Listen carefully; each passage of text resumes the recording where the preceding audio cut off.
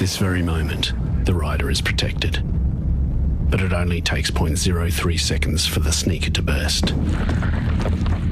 0.6 seconds for the jeans to disintegrate. The hoodie gone in 0.03 seconds. Then, like a human crayon, his flesh is shredded by the coarse bitumen.